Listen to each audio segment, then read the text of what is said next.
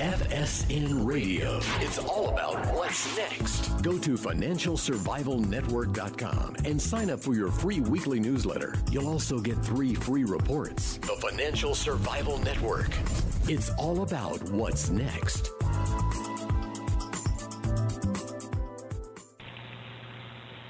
Welcome. You are listening to the Financial Survival Network. I'm Kerry Lutz. Today is January 17th, 2017. Inauguration 3 days away. 3 quick days. Well, if you watched the lead up to the election, people speaking up against the soon-to-be departed Barack Obama and his abuses as president, extra constitutional activities that he undertook, who he really was. One person who was at the forefront of all of that is director, filmmaker Joel Gilbert. Joel was on the show before. Joel, you really made some solid contributions, so we welcome you back to the show. Hey, great to be here again. Thank you. Hey, so dreams from my real father. We could go on and on. Obama was an enigma. I don't believe anything about him. I mean, the whole thing is who he really was, his parents, whatever. I mean, he was a manufactured candidate. The Obama that we would see on TV, in the commercials, all that stuff, just like the Bush before him and the Clinton before him and the Bush 43 HW, they weren't real people. They're creations of the media. They don't exist. They don't have a separate corporeal existence as this character. They're strictly, like Shakespeare says, we're all characters on the stage of life. Well, these were real manufactured characters, unlike Donald Trump, who is himself before the election and now, right? I mean, these people don't exist. Let me comment. Look, I think Barack Obama has a very strong identity. It's just that he hid it from the public with the help of all the media and the people that didn't want people to know his true agenda. And in my film Dreams from My Real Father a couple of years ago, I created an entire alternate biography kind of based on his book, a takeoff on his book Dreams from My Father. And I showed that Obama's real biological father was not the Kenyan Obama, but was in fact Frank Marshall Davis, the Communist Party member, one of the original black Bolsheviks out of Chicago, who went to Hawaii on orders of the Kremlin, where he acted as a Soviet agent for the Russians.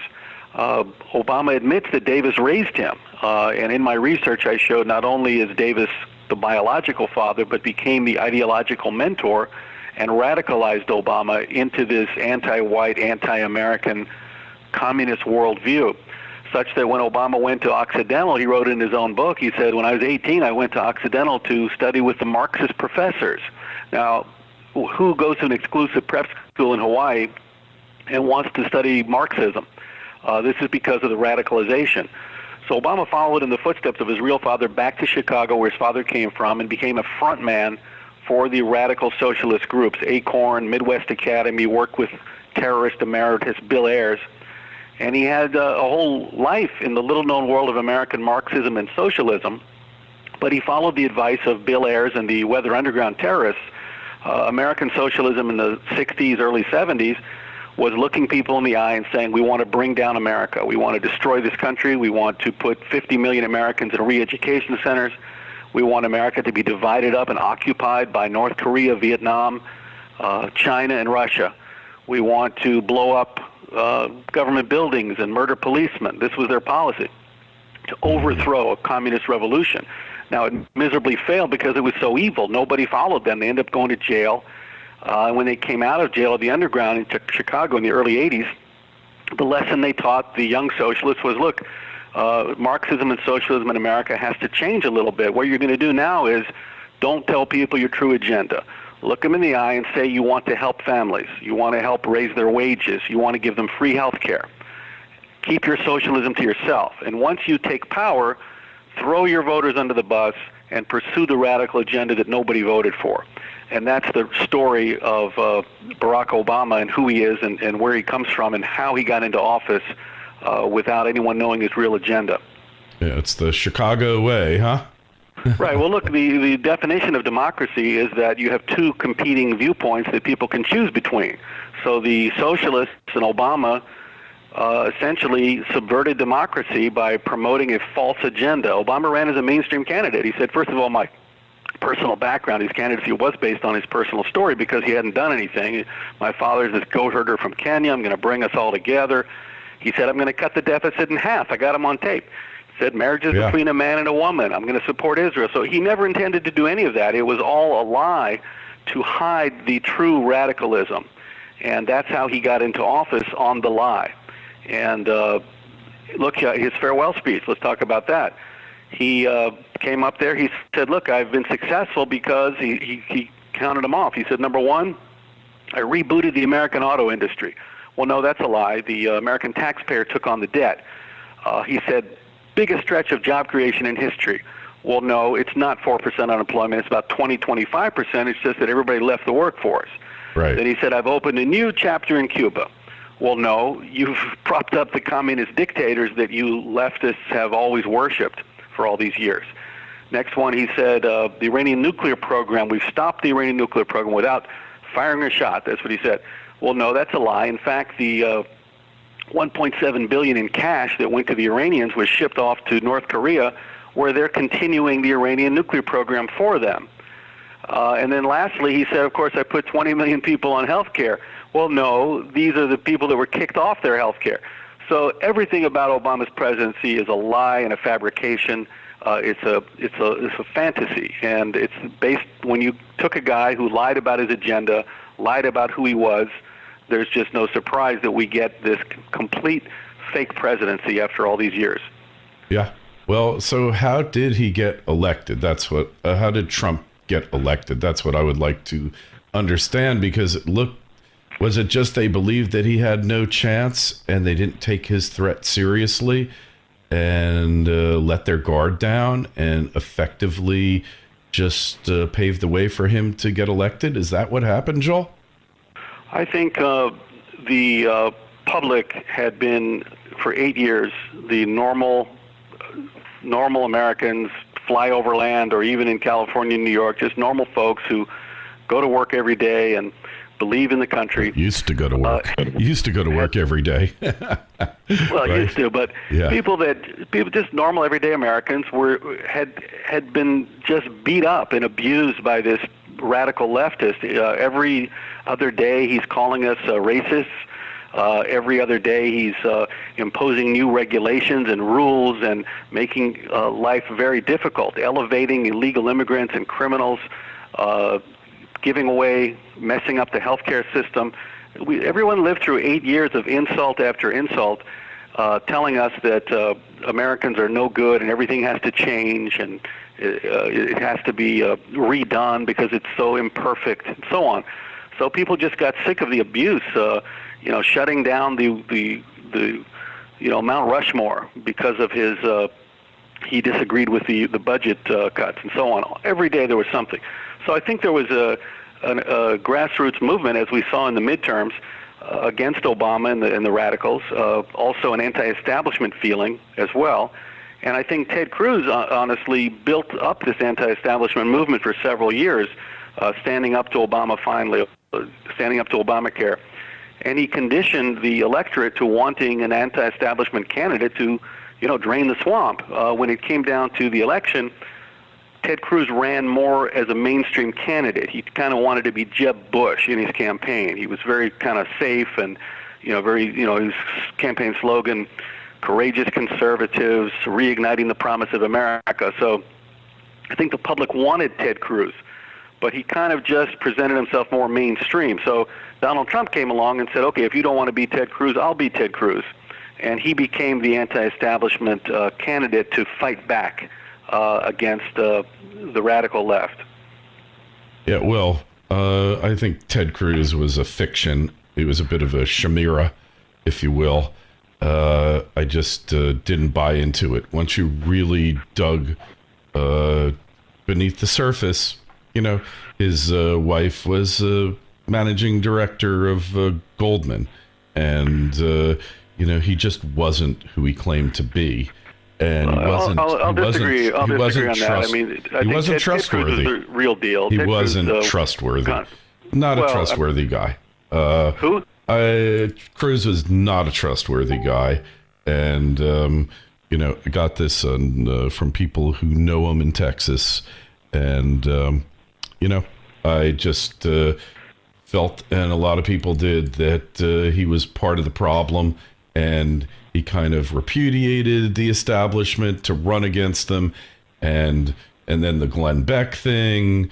I think people just saw through him, but hey, it doesn't matter now because he's not part of it. So here we are. We've got Donald Trump. So what are you thinking is going to be the future, Joel?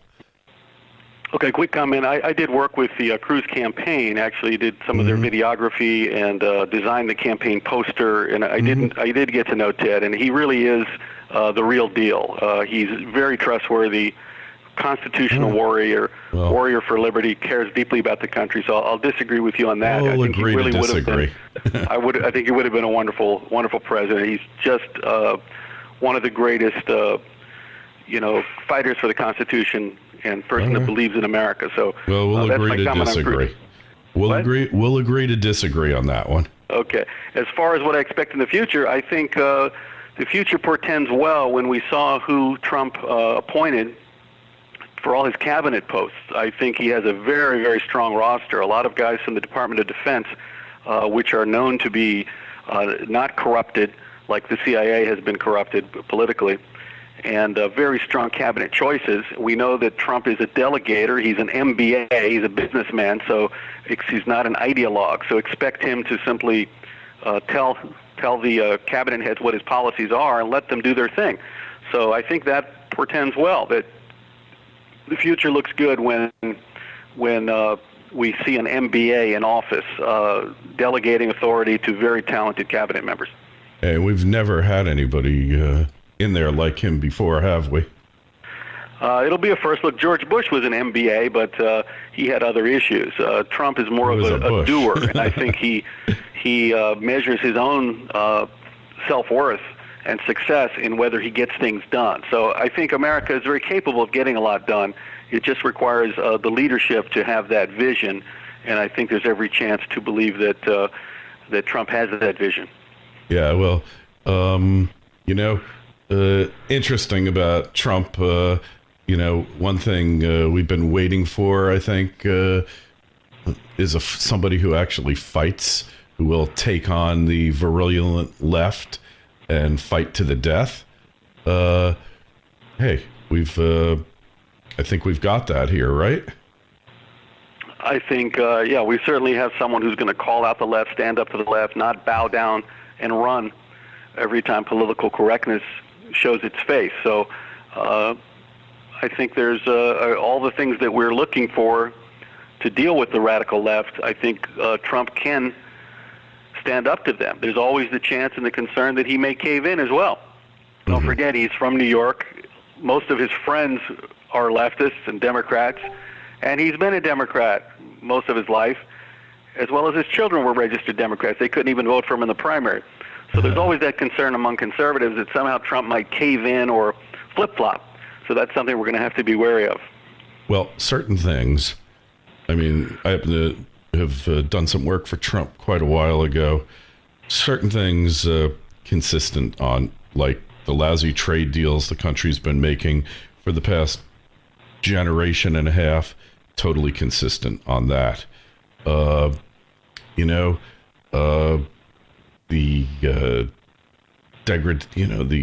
crime, the bad government that we've been getting. I think he's been pretty consistent about that. And I think, having seen him speak, I think he's sincere about, making changes in the way the country does business. So we'll just have to see. Libertarian, he's not. So is it a question of just making better deals for the country, and hopefully that'll work out? Well, certainly that's a big part of the puzzle, and coming out against the globalists who've done a lot of harm here. But we have to see, don't we? Yeah, well, I think that he does have some strengths like trade that he's espoused for many years, so I think we can be pretty confident about that. And look, there's a big ceremony on Friday, and we're going to see a lot of divisiveness. The Democrats, the radicals, people don't really understand how far left the Democrats have gone. Today, it really is a radical socialist party. It's no longer the Democrat Party.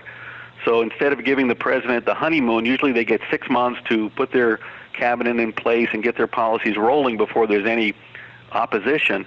But we're looking at the Democrats trying to undermine President-elect from the beginning, starting with Barack Obama. He, blew the dog whistles. He, put in sanctions against Russia as if there's a definitive report that they actually somehow interfered with the election. The Hillary Clinton scandal was investigated for 2 years. The IRS scandal investigated for 2 years and nothing happened. Fast and Furious. These are investigations that went on forever and nothing ever came of them. All of a sudden, Obama, within 1 or 2 weeks, says, well, we've got the information and now we're going to do something about it. So Obama really signaled that let's make this guy look illegitimate with this nonsense about the, how the Russians hacked the election. In fact, somebody simply exposed Hillary Clinton's and the DNC's emails, which we were glad to see what they're really up to. And somebody, who knows who, tried to undermine Trump with this dossier about this nonsense going on in a Moscow hotel room. So who's to say who was trying to undermine whom? We don't know. Yeah. Yep. Well, it's interesting. There's a lot of argument to be made that these disclosures came either from within the DNC or, from within the intelligence community itself. Right. There's every indication that the CIA has been corrupted over the years by Obama. Right. It's become a political organization, as has the Department of Justice. Trump is going to have to clean up these politicized entities that in themselves are manipulating the political process. We don't need to worry about a Russian hacker exposing Hillary's emails or Podesta's emails. We have to worry about our own intelligence service manipulating, or the DOJ manipulating politics. The IRS, using the IRS to go after conservative groups and prevent them from organizing in the 2012 election. That meant the 2012 election was not clean. It was manipulated by the IRS. So you have to look at Obama the last 4 years as not a legitimate president as well. Yeah, well, if we start going down that road, we can go back to Watergate and, right? We could just, there's no end to it. I mean, Well, if they're talking about outside interference, what about inside interference? Yeah. That delegitimized the election. And Obama's never done anything or held anybody accountable for that. So the hypocrisy of the Obama administration is just amazing. But they're trying to throw every landmine they can in the way of Trump, starting with activating their activists that, look, you need to protest this. And I think Obama is interested in a permanent protest. Yeah. He's a professional agitator. He was trained in Chicago as an agitator. The term community organizer was just kind of a nice word that the socialists used. The real word, the real job was community agitator. And in their own words, as I showed in my film, and I'm quoting, the job of the community organizer or agitator was to rub salt in the wounds of minorities and then use their discontent to take power. That's what they, in their literature. So it doesn't mean they want to help minorities. It means they want to use them to take power. So Obama was an agitator for 10, 12 years in Chicago, and I don't think he was ever interested in the presidency or in being president. That's why he just played golf and never went to his security briefings, went on vacations, put his feet up on the table.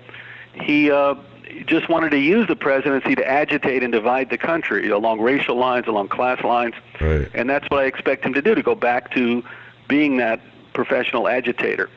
And he's laid the groundwork for it so far. Yeah. So, yeah, well, he was effective at that, I guess. But so who was running the country the whole time? Was it Valerie Jarrett? there's a leftist ideology, a radical ideology to harm America, to undermine our position at home and abroad, to divide the country. And once he sets those policies into place, he just has to show up every few weeks somewhere and say the top 1% are taking all your money. There's an evil boogeyman that's got all your money, and no matter how hard you work, you can't make any money because the boogeyman is getting richer and richer. Mm-hmm. Or there's still Jim Crow. There's still slavery. It's still with us. So that's all he had to do all these years, was just show up and give this kind of radical, agitating speech, lie about a policy from time to time about how great Obamacare is doing, or cover sometimes. The IRS, it's unacceptable that there's 4 people in Cincinnati that are targeting some conservative groups, and we'll get to the bottom of this. So he'll show up to cover or to give an agitating speech and go back to kind of playing golf or whatever else he's doing. But the radical policies, once he put them in place, he appointed a number of radicals like John Kerry and others, and he didn't really need to do much. Yeah. Well, he certainly wasn't much of a manager or an administrator, just a real complete incompetent when you got down to it. I'm just surprised we got to the point where a Trump could actually be elected in the country after all the damage that he inflicted. Well, it was close. I mean, look, but for 10,000 votes here and 20,000 votes there in a couple of swing states, we would now be facing life under the liberal fascist apocalypse, where every amendment starts to get undermined. They appoint radicals to the Supreme Court. They open the borders to illegals. I mean, Hillary was set to finish off the United States, and there'd be nothing left of the United States had she won. So, but for 0.5%, or 1% in Wisconsin, 0.5% in, 10,000 votes in Michigan, it would be a very different world. So let's hope that Trump can get us back to the core American values and constitutional republic that makes us so successful. Yeah, well, he's definitely a fighter like no other fighter. Do you really believe that any other candidate could have beaten Hillary Clinton? Absolutely. I believe Ted Cruz could have easily beaten Hillary. He's can take the argument, very well spoken. He had a massive base of core conservatives that would follow him. I think he did appeal a lot to actually the African Americans. Hispanic vote would have come his way. I think Cruz could have easily dispatched Hillary by a much wider margin than Trump.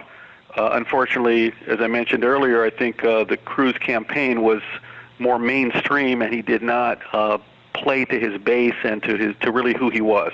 Yeah, and that opened the door for Trump. He might have had a shot, but I think I don't believe that anyone was going to fight the way that Trump did.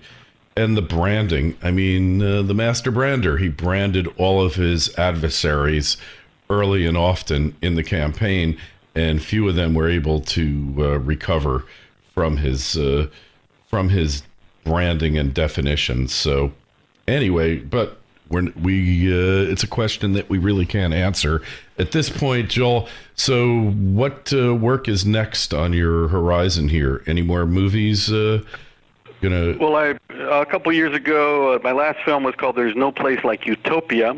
Right, which was kind of like a Michael Moore-style film where I ran around speaking to people in urban America, Chicago, Detroit, Newark, talked to a lot of African Americans that had been living under this Democrat hell for 50, 60 years in their cities, that Democrats controlled all the policies, and they all ended up with drug cultures, single motherhood, failing education systems, violence, crime, you name it. And all the jobs had been chased away, no businesses, unemployment.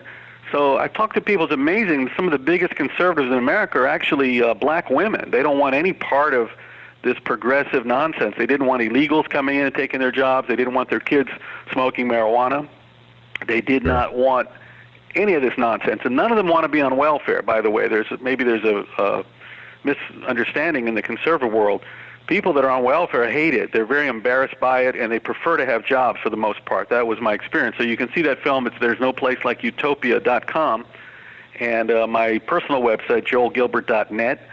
And all my films are on my film company website, Highway 61 ENT, ENT for entertainment.com.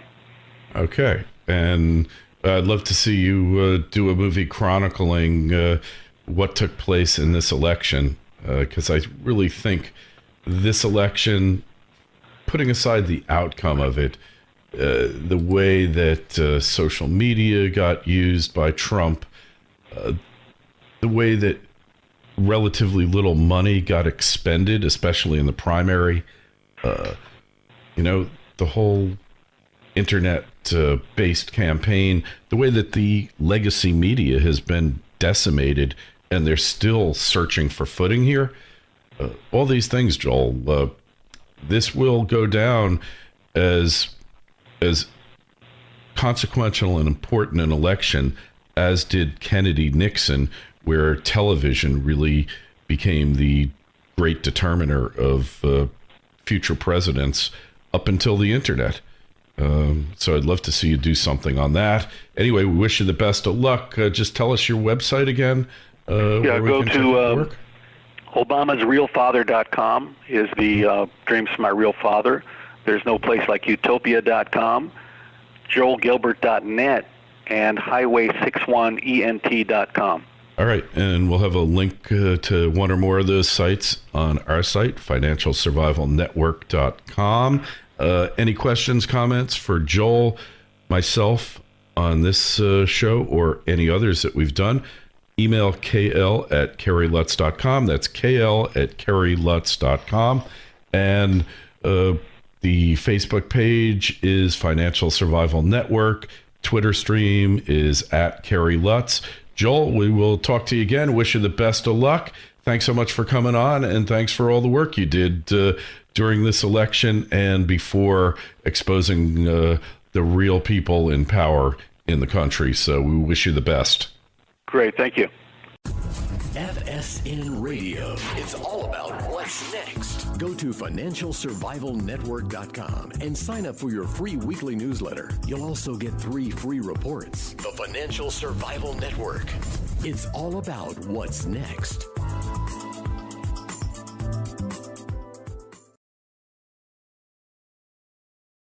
Contributions, so we welcome you back to the show.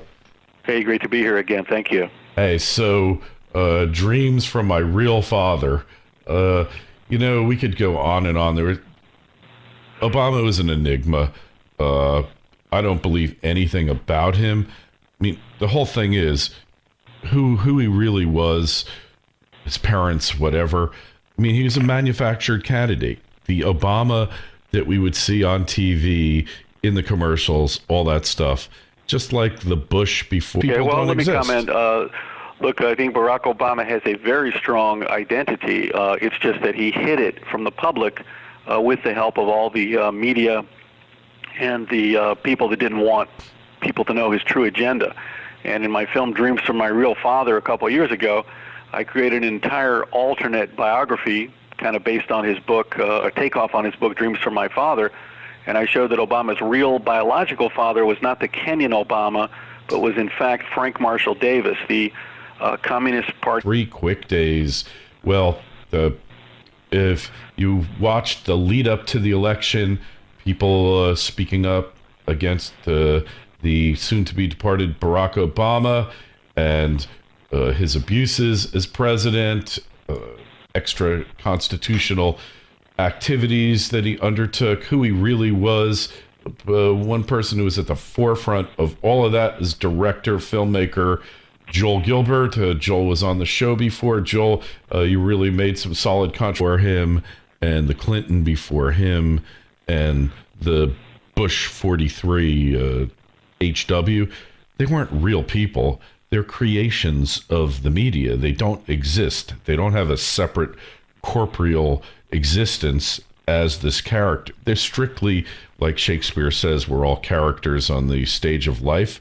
Well, these were real manufactured characters, unlike Donald Trump, who is himself before the election and now, right? I mean, these FSN Radio. It's all about what's next. Go to financialsurvivalnetwork.com and sign up for your free weekly newsletter. You'll also get 3 free reports. The Financial Survival Network. It's all about what's next.